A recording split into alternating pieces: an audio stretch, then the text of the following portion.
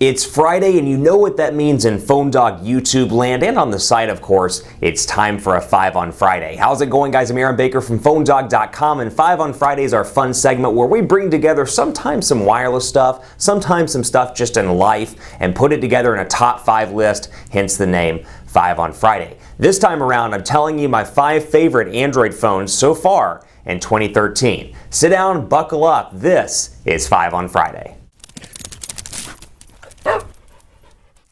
So this time around, I'm talking my 5 favorite Android phones, and you know the pace of Android. Every month there are hundreds, or so it seems at least, hundreds of different Android devices announced, released, and more. Couple of things on this list. One, I'm talking about devices that are announced and available, released right now. So that does include the HTC One as of today. It does not include the Samsung Galaxy S4. I'll most likely make another list in May because the Galaxy S4 is definitely up there on the top 5 list. But right now it is as of April 2013 and April 19th at that. So let's get started with the top 5 list of my favorite Android devices so far in April of 2013, or at least of this year.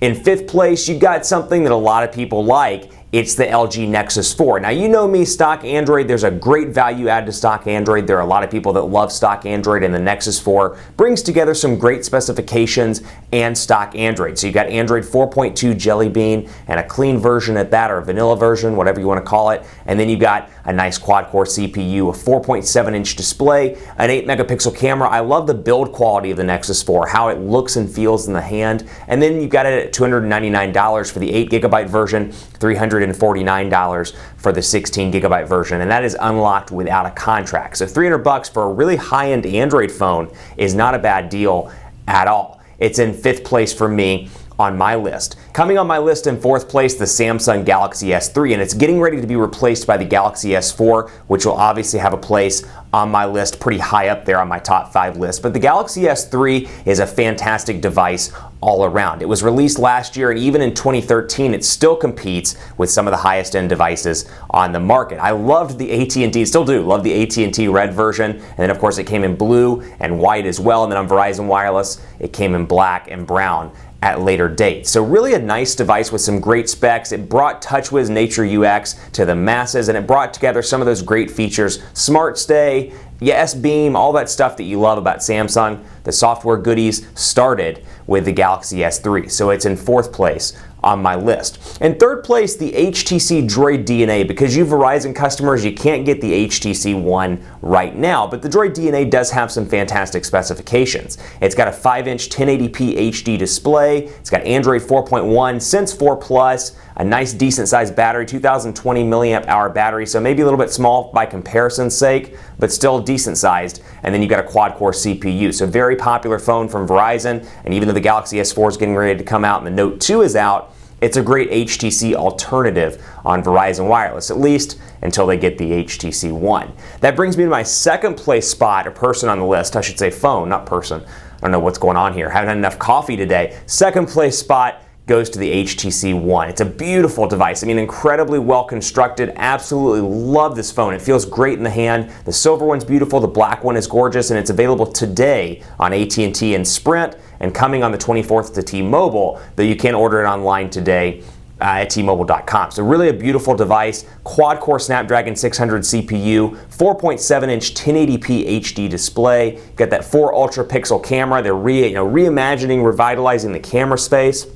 Got that, Android 4.1, HTC Sense version 5, a 2,300 milliamp hour battery, 4G LTE connectivity on all 3 carriers, depending on whether you have a market that supports it or not, but nice to have that feature out of the box. And it's just a gorgeous smartphone. We've covered it extensively on PhoneDog.com, and it is definitely one of my favorites, obviously, because it's on my list. One of my favorite devices on the market. For me personally, though, the 1st place spot still goes to the Samsung Galaxy Note 2. Now, it's starting to show its age, and of course, if you don't like plastic, it may not be the device for you. It's a big device as well, but for my use case, I find the Note 2 to be an exceptional device all around. It's got great specs that compete in 2013, a quad-core 1.6 gigahertz Exynos processor, a 5.5-inch 720p Super AMOLED HD display, so you've got a big, beautiful display where you can sign contracts. This is something I use it for on a regular basis. Sign contracts, I can look at pictures, I can browse the web, and you've got a giant display that, yes, while it may be a little bit large in the pocket,